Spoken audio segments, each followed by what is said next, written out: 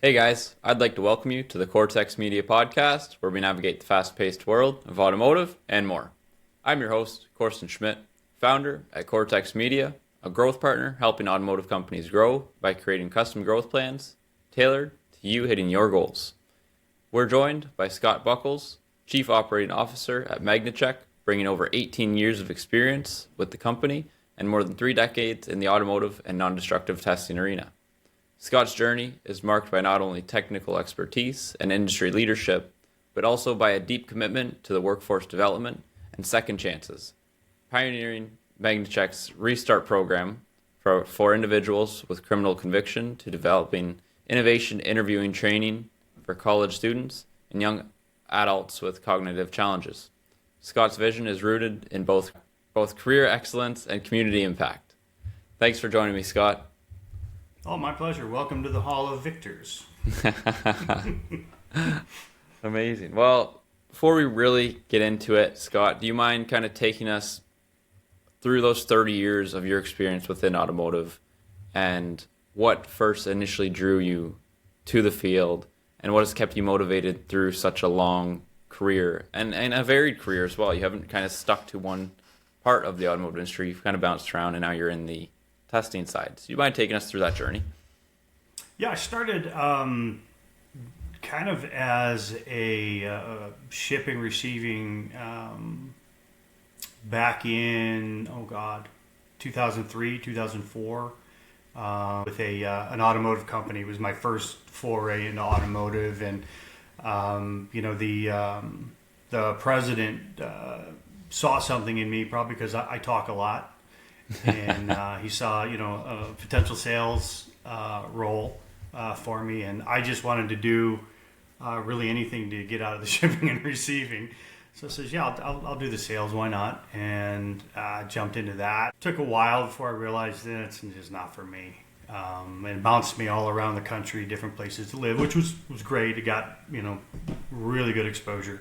Yeah, for sure. But, I wanted something different, so I tried getting more into the engineering side of automotive. And that's kind of where I've been, although I always seem to get brought back into sales in, one way or another, because, again, I like to talk and I like to interact with people, so it, I get pulled in a lot of different directions. Honestly, I'd never even heard of non-destructive testing when I heard of MagneCheck all those years, and a chance on me, and just worked my way up. Amazing. And you enjoyed it ever since. Like the back of your hand. It's fun. It's you see something different all the time. You get to understand really how things are made and how things can go wrong that a lot of people don't know about metal. For sure. It really is a fickle beast. How it's poured, how it's pressed, heat can make a huge difference. How it's cooled. There's a lot to it. For sure. Before getting in too much about the company, talking too much about it, do you mind giving us a quick overview of what you guys do, just so the audience has a rough idea what non-destructive testing is and how the process works? Yeah, we will receive parts at different stages of process and manufacturing, from directly out of heat treat, even sometimes prior to heat treat. We will run it through different methodologies of testing, whether it be mag particle, X-ray, ultrasound, dye penetrant, and verify that it's structurally sound and there's no type of defects that is going to cause a field failure or catastrophic failure once it gets out into the field. So look at it as we're testing the part for structural soundness, but we don't destroy anything. We're looking at it from a don't break standpoint, so it can go on further. You also have destructive testing, where they're going to cut the part and do different types of inspections on that, looking for grain flow, porosity. So for us, it's important to get the part out defect-free on back to our customer or onto their customer for installation or further processing. Is that something you're seeing the industry push more towards, is the non-destructive testing, or is there still has to be a balance between the two? Because sometimes you need to see that grain of the metal itself, or is it? Do you see it more going towards that non-destructive side? It's kind of hit a peak now because of the advances in metallurgy and the technologies of pouring and heat treating. We don't see it as much. However, you still see a lot of companies that are using drawings back from 1970s and 60s that still require it. So, it's we don't always have to go out and find the business. It comes and finds us because it's required in the drawing.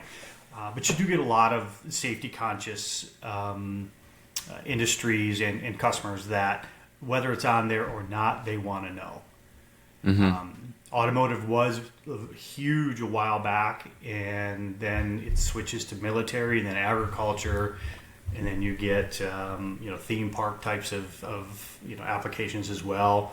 Aerospace is always kind of an ebb and flow because it's not big batch items, because they don't make 20,000 parts for Boeing or whomever every month like they would for automotive. So it varies. For sure. The one thing that stood out to me being an automotive enthusiast is that you guys you'll bring in crankshafts, like you'll have guys bring in crankshafts, blocks, heads, etc. to make sure that they're particularly sound before building a high performance engine. I think that's something that is crucial if you're looking to actually put something out, whether you're building anything, whether it be a dragster, whether it be just a nice hot rod, or you're just building something for fun, but then that it is structurally sound and that it will take the beating that it's meant to take. Do you see that coming more often? Yeah. Yes and no. We do see a lot of, I think the oldest we've seen, it had to be a 1920s, I think it was a crankshaft. Wow. It was heavy as could be, and it was still in great condition once we got it cleaned up. Yeah.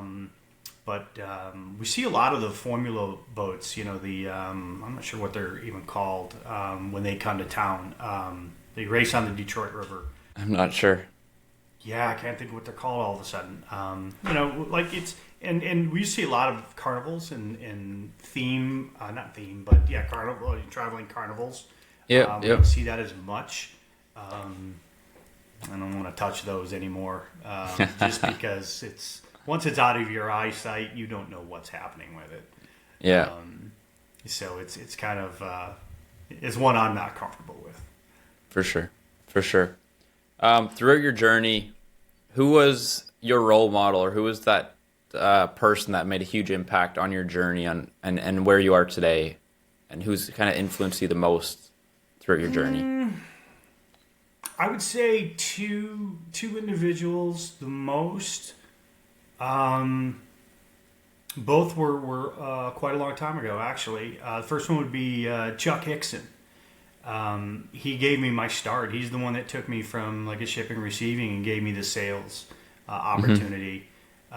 He was a hell of a teacher. But I think more what I learned from him was, I think, how a business functions and how to control it, the ups and downs with grace and a calm. Analyze everything. Take it in. Think about it before you react. Leave as much of the emotion out as you can. I think the other, had to be probably Anders Hoberg. He had a young team under the team that I was on. We were all very young, mid-20s. And our minds weren't on our work. Our minds were elsewhere. But he was able to prop us up and get more out of us, I think.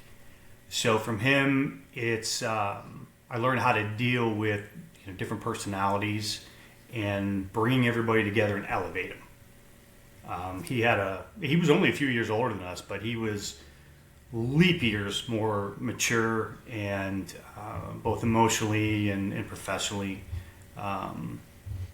So those I would say would be the two I learned the most from. Amazing. It's so nice having people to look up to throughout career journeys, even sports journeys in general, having that person to look up to, ask questions, bounce ideas off of, and help you grow as an individual. And it's something that's life-changing. It's funny because I don't think either one of them ever really noticed that I was actually paying attention. I've always had that analytical mind, so I watch how people do things and kind of figure out, hey, is that really the best way to do it? When they see this, they'll probably laugh because I'm going to definitely send them a clip of it. I'm like, that That's idiot. Awesome. So I just want you to speak a little bit. I kind of touched on it in the introduction, but do you mind speaking a little bit more about that restart program? Do you mind kind of giving us the initiative behind it, the inspiration behind it, and how that works out? When I came on to MagneCheck, we had, excuse me, to fill in less critical roles, we brought in a lot of temps from smaller temp companies or Minutemen. We didn't really use Kelly or any of the office types. And a lot of these guys were only there and working through the temp service because they had criminal records. And they couldn't get hired elsewhere. But you know what? They came in and they busted tail. They worked really well. They worked hard. So it got me thinking. I'm like, we actually really need to start hiring some of these guys because, we can use less temps. Costs us less in the long run. And talked to Wally, who owns MagneCheck, and we just kind of came up with, let's get a baseline of what we think is acceptable and what we don't. As far as if someone's first degree murder, I don't think we really want them. Yeah. So we came up with kind of some parameters and adjusted that as we went. Just an example, one guy had a conviction of arson, and I was like, I'm sorry, I can't do it.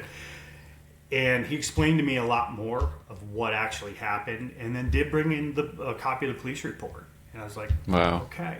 So he was just in the house when other people didn't. It even says in the police report, but he was still charged because he was present. So that allowed us to adjust things and talk to the guys more, and it was one of the best things that we've ever done because we got some amazing employees out of it. For sure. Some of which are still with us even after 15, 16 years. Wow. And we still do the same thing. If we need temps, we'll bring in temps. Kind of give them a try, see how they are, and it's really worked out well, and that came from actually, ironically, take it back, that came from Chuck a little bit, giving me that chance, giving somebody an opportunity and let them prove it. For sure, especially someone that comes out, maybe they didn't even do anything like the gentleman that you were just speaking about, and their whole life is kind of ruined from a moment they couldn't change because they were there, but they didn't do anything. And it just giving them that second chance, that opportunity to get a job where they're making a decent income and getting back to a life that is sustainable instead of kind of getting caught up in the same nonsense once again. So it's nice to give them that second opportunity. And I bet you they're some of the hardest workers that you're ever going to get in a company because they have to prove themselves to stick with you guys. So I love what you guys are doing there. And attendance obviously is a big thing for us because we can't afford for people to miss, and because it puts everything behind. So that's the biggest thing, and they were always the ones that were there every day on time. And that's so many of them I would really consider family and give them the shirt off my back to this day because they've helped me get to where I'm at because their success ultimately fed into mine. Shit does roll uphill too, pardon my French. So when they look good, I look good. For sure. And I appreciate that. Yeah, if you're running a team, you got to make sure your team's top notch. Yeah. To help propel the team, which helps propel you, which helps propel MagneCheck as a whole as well. The other thing I wanted to talk about was you're developing an interviewing and job seeker program for college students, etc., and the individuals that have cognitive delays. you mind speaking a little bit more about this, kind of the inspiration behind it, Sure. and just everything about that? Because I think that's another super amazing thing that you're bringing to the table. Well, being in this, I guess, in the real world for so long, you get to see how interactions work, and in interviewing people, knowing what answers you like and how you like people to approach it. So I was asked to do it was kind of like a skills thing at one of the universities here one evening to help people with their interviewing skills. And some wonderful kids in there, and they really, really tried. But it got me thinking, wow, it's changed so much.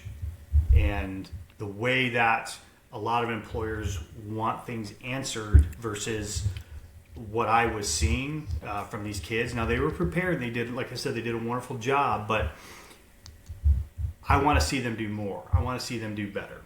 In the same respect, that's the future of our workforce. For sure. And when I'm, old and in diapers, they're the ones that are going to be taking over and controlling the country. So I just saw, an opportunity to put something together and start brainstorming on that. How to answer things, how to carry yourself, mindsets to look at. For instance, one of the things was, do you study for your final exams? Yes. How hard? Well, a lot. Put that same effort into preparing for your interview, because the more you look prepared and the more you're ready, it's only going to help you. That's the difference between you and that other candidate who, says or like, what, you just go in and be prepared. And coming up with strategies for that, for them to, how to answer questions, what questions to ask. Because a lot of times it's, do you have any questions of us? No. You should have questions. You should always have questions. So that for some reason really stuck in my craw, and I wanted to help. So I started putting all of that together on my little bit of free time, and I look forward to seeing what it becomes. It may become fodder in the trash. I don't know, but I feel good about doing it. No, it's good. It just helps and with bring the special needs. Go ahead. Sorry.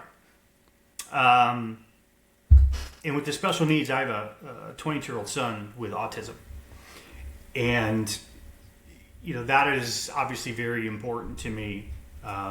Getting him and the absolute amazing kids that he's in a program with. It's a job skills program. They take them out and they have them do different jobs in the community, which I think is wonderful. That's amazing. But they're not, they focus on the job skills, not the job interviewing.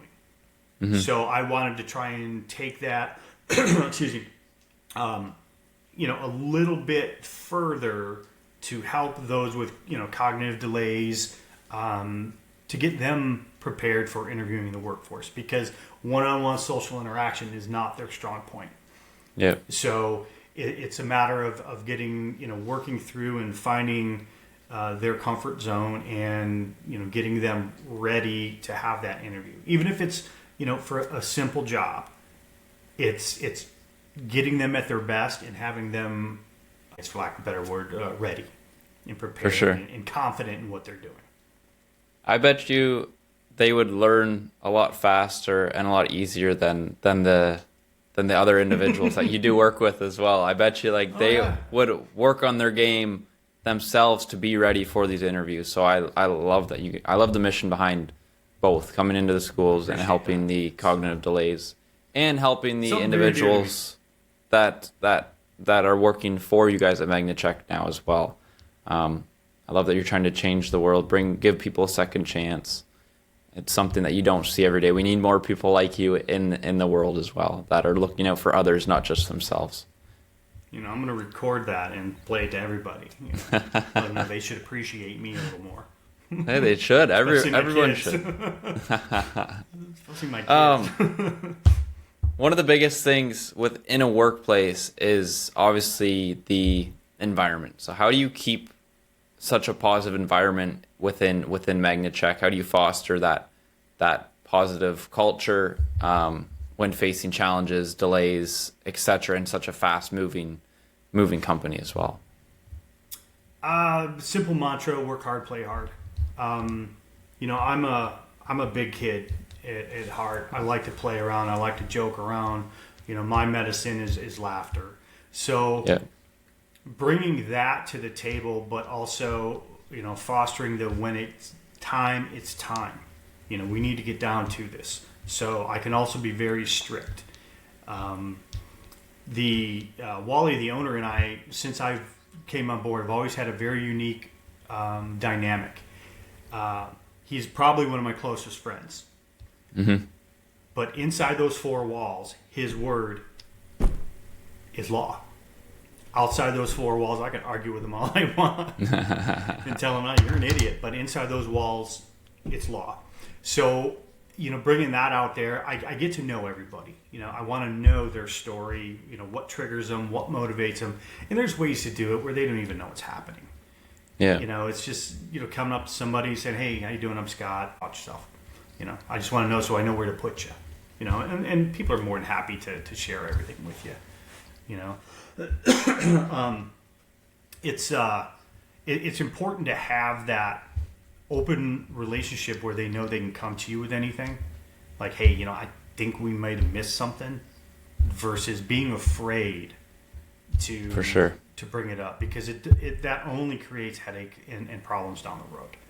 So I want that type of environment. Hey, come into my office anytime you need me. Call me anytime you need me. It's worked out well because we know when to laugh and we know when to get serious too. Oh, that's great. Especially with something like what you guys are doing, right? If you missed one little thing, we had this conversation earlier, is that sometimes you guys need to take a break to make sure your eyes are ready so you guys can focus on what you're looking at. And just having that, and if you do miss something or you think back, you're like, oh, did I miss something here? Just having that confidence to be able to walk up to Scott and be like, hey, I think I missed this. Are we able to go back, take a second look? I just want to make sure everything's ideal, especially with the company that you guys are running and the products that you guys are looking at. Because you could be looking at, like you said, a Boeing part. You need to make sure that it was perfect. If you had a second guess on it, just take the second look. Talk to Scott. Figure something out. Redo the whole batch.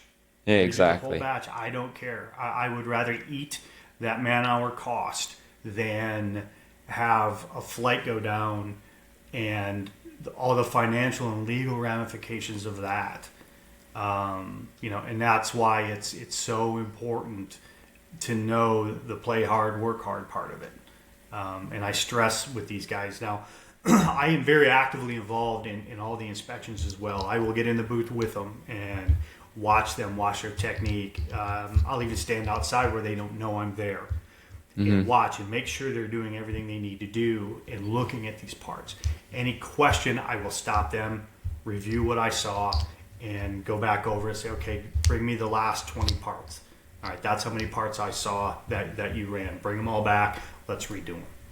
Because it's just not worth it in the end to skip and be lazy. You can't not have that NDT. People's lives are at risk. I think I said something about a few years back there was a ride down in Ohio that broke off and killed a few people. That was just tested, I believe, the day before. And I don't know what happened, if the inspector missed it or possibly he may have done the wrong inspection method and was unable to see it, which is very possible. But I don't want to repeat of that where my name is associated with it. For sure. Yeah, you guys want to keep MagneCheck. Yeah.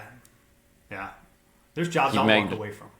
Yeah, for sure. Especially if, I could totally understand where you're coming from there. You guys want to keep the MagneCheck name clean, perfect, work with those companies that have solid products that you know when they bring them in that they are going to be solid, but you take that second measure just to be sure. instead of working with. Yeah, you don't want an SQE coming in and camping, for a week to 2 weeks, watching everything you do. You don't want that. You don't want the Department of Defense coming in and doing an audit. Not that you're hiding anything, but it's grueling. Our ISO 17025 was re-audited last week, which we do yearly, and that is a 3-day grind. Having all your paperwork ready, and it's a lot of paperwork, and getting and passing those audits can be very daunting. For sure. What are some of the trends or new technologies you're seeing emerging in non-destructive testing? How are they going to shape the future of the industry as well? We're seeing more improvements in the technology as far as like ultrasound, eddy current, and X-ray, with phased array and moving more into digital technologies. But I mean, it's quite a few years old, but it's kind of, NDT is slow moving to get caught up, Sure. Because there's not really much you can truly do. We can't automate what we do, because a vision system is just as apt to miss something as a human being. Problem is the human being then can catch it later on, or if a part is coming down the assembly line and it's not in its fixture properly, it could easily miss something. Whereas an inspector say, "Oh, wait a minute," pick it up and take a look at it. So I think the biggest thing we're seeing more is like augmented reality and AI, using the what do they call those goggles, the VR goggles, simulating inspections. That is wonderful, I think, especially for the young kids, because if you can develop your program and you're training correctly, you can run them through so many different scenarios, including put a machine tool mark on something, and if they call it a crack without taking the time and looking at it, say, "Oh, wait a minute, it's a non-relevant just a machine line. It's okay," right? So, whereas seasoned inspectors know to grab that, and you can look at it and tell the difference in the edges. If they're jagged, it's most likely going to be a relevant indication, a crack or a fold or a lap. Now, if it's a straight, perfect line, that's going to be something that dragged across it. So getting them more into non-critical situations like the virtual reality is going to be key, I think, moving forward. It's a lot harder out in the field, like oil pipelines and whatnot, because it's a different environment. It's not really a controlled environment. They're out in the elements doing what they need to do. But for lab work, which is what we do, I think it's gonna be a game changer. But the old guard doesn't like it. The older guys don't like it. No, for sure. But it's never going to replace. Yeah. If you can it's never gonna use replace it, anybody, because if you can use it to enhance the younger generation who are coming up, getting into the industry, train their eye early, they're going to become that much better of an inspector to know exactly what they're looking for. So yeah, that's a great point. It gets them more excited. So for sure, you're not going to get you're going to get guys that want to go out. It's not exciting when you're in the machine or in the booth and you're looking at 10,000 parts and you've been through 9,980 of them and haven't seen anything. It's important to be able to keep focus. But when you find that one, it's like Christmas morning to these guys, because they're like, "God, I'm gonna shoot myself." But it happens. We can easily go through thousands of parts and not see anything. But it's a matter of keeping them focused and dedicated to 100% inspection. Mm-hmm. How do you keep them motivated when they're going through so many parts? Do you have like box of Timbits beside? I guess you guys would have Timbits. We do. Do you have a box of donuts, or like loads of coffees to make sure that they're keep going, keep their eyes open? Or is there a way that you keep them motivated, or they keep themselves motivated because they want to find that defected part? They kind of both ways. Like if we're having a really busy, rough day, I'll buy everybody lunch. I don't mind. because I get lunch too.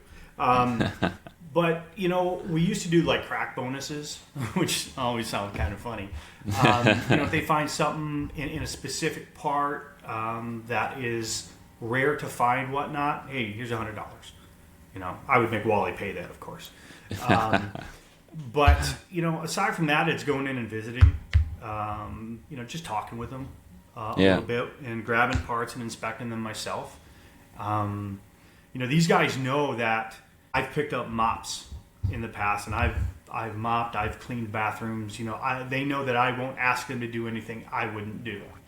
Yeah. So, there's a respect factor, I think, in that. And apparently when I was starting out, also, I was told I was kind of a hard ass. So, and I'm very, very far from it, but I do expect accountability, and I expect you to do your job. I don't want you to come up with, hey, look what I did. Yeah, that's your job description. Hey, I'm here today. Well, you're supposed to be, and that stuff doesn't fly with me. So, it got to be known that I was kind of a hard ass, and that reputation has followed, even though I'm really not. I am so easygoing. That, it's kind of funny. Probably, when the guys see this, they're like, whatever. But it's, I want to have fun. That's the most important thing, is have fun, have everybody have fun, but know that cutoff line. Now's the time to do this. Now, Anders knew that as well, and I think that's another thing I possibly got from him. With Anders, there was between those four walls, and then there was outside of those four walls. So it, and I think in bringing that forward has really helped me keep really good people. For sure. Yeah. Building that community around, building that MagneCheck ability, right? You want to make sure everyone's on the same page, everyone's moving forward, everyone's focused on what they're doing with any business, not even just MagneCheck. Any business, you want to make sure everyone is dialed in. I like the point that you said that, you can be a little bit of, you're not a hard ass, but you can be a little bit if someone's not doing their job. That's in their job description. They should show up, do what they're supposed to do, and if they do extra, that's when you can kind of make a little bit of jokes, or there's the right time, like you said. It's accountability. It's as simple as that. I'm not there to take care of you. I'm there to give you a safe environment, a paycheck for hours you worked, and anything that you expect from me, I don't owe you anything. And quite frankly, you don't owe me anything unless I'm paying you. Then you owe me your job description. Just do that, and we're going to have a great day. Yeah. We really are. And, apparently, my face is expressive when I get a little tense. So they'll see that and they'll go, hi. That's funny. For the future of MagneCheck, are there any new markets or industries that you guys are looking to focus on in the coming years to expand a little bit more? Not that I really know of. Really anything that processes or makes parts with metal. We've done fiberglass and pressed glass in the past. But it's, we get new customers all the time. But they're always it's always something to do with metal. Yeah.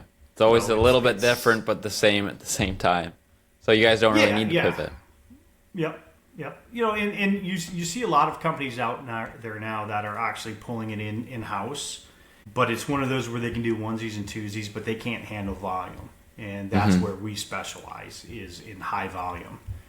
And the onesies, twosies, should you be able to do that. But it, if you're doing just batch sampling, you can get away with having someone in-house. I never recommend that because, again, we can go through 9,980 parts, and those last 20 could have 5 cracks in them. So you never know. It all depends on the placement. Any batch at any time could have a temperature drop during heat treat, and you lose your targeted hardness, and you can crack it If it's brittle, you can crack it just machining it. Yeah, so, yeah.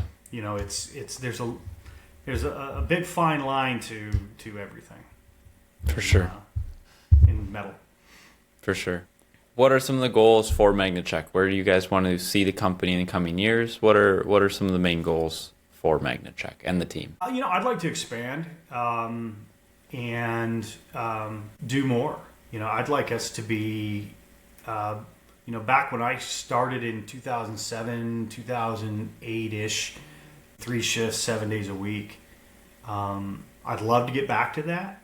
We're busy, 8 hours a day, 5 days a week.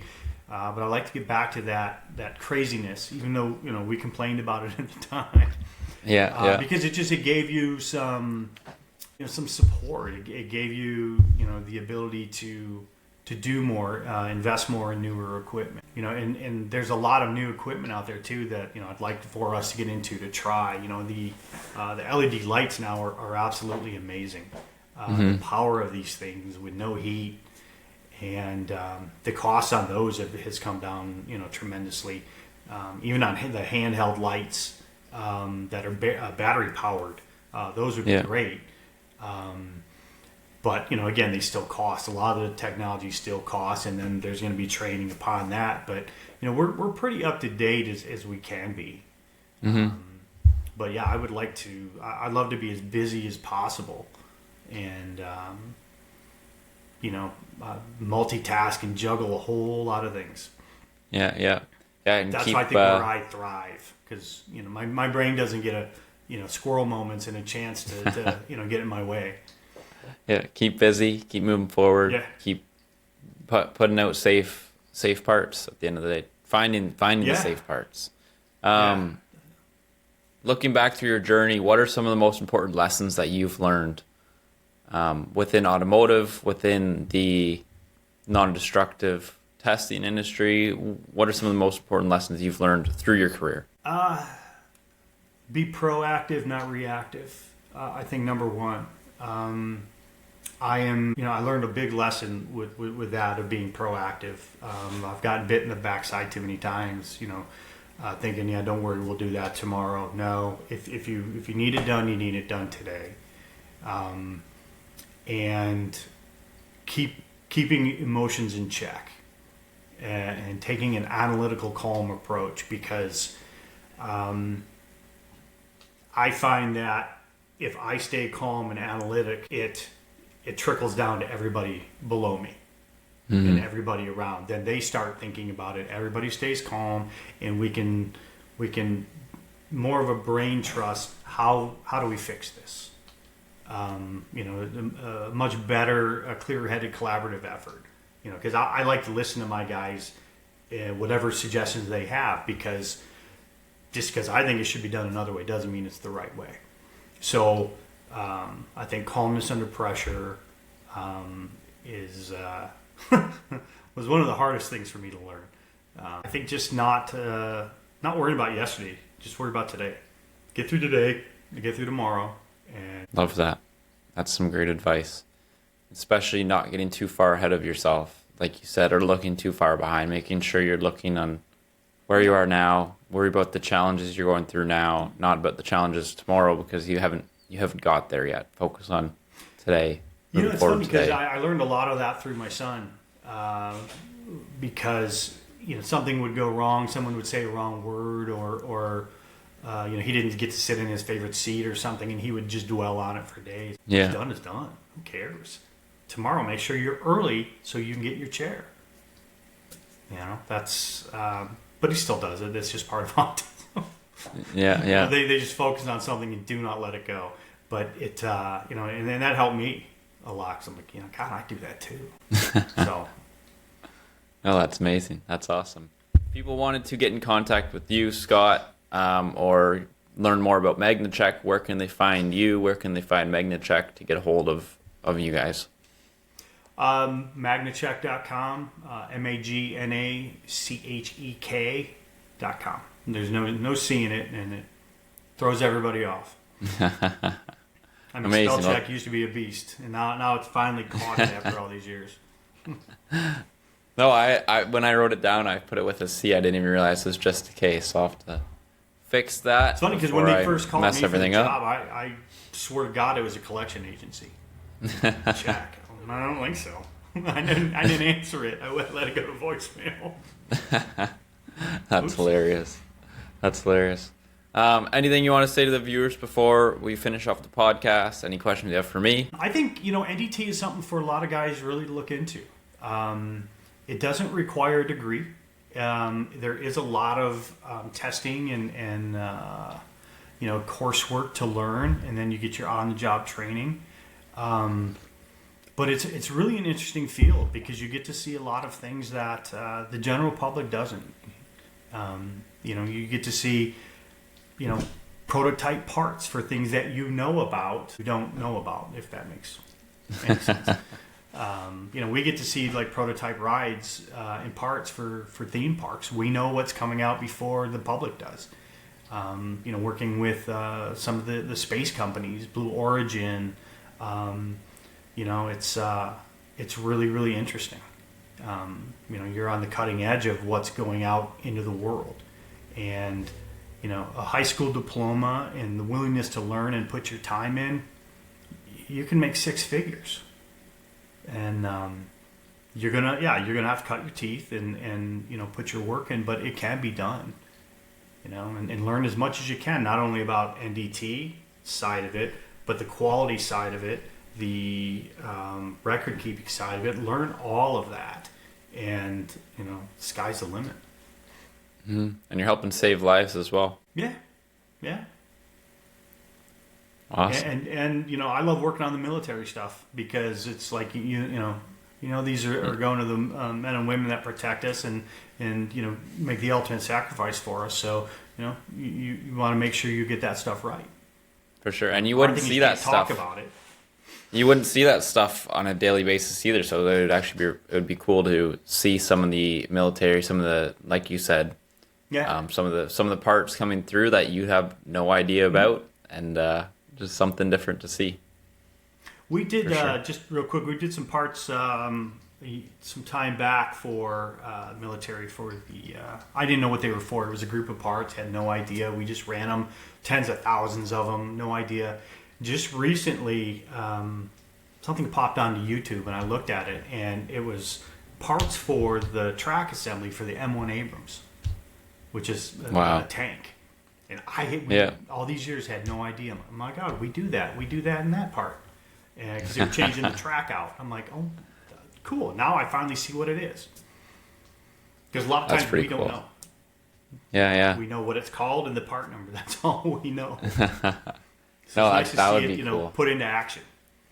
Yeah, for sure. Yeah, it is. Well, Scott, thank you for coming on the podcast. It's been a pleasure. You've a ton of knowledge, ton of experience within automotive and the non-destructive testing space as well. So I appreciate you giving us some of your experience today, speaking about some of your knowledge, and it's been a pleasure having you on. Thank you. Oh, my pleasure. It was nice to meet you, and reach out if you need anything else. For sure. Thank you.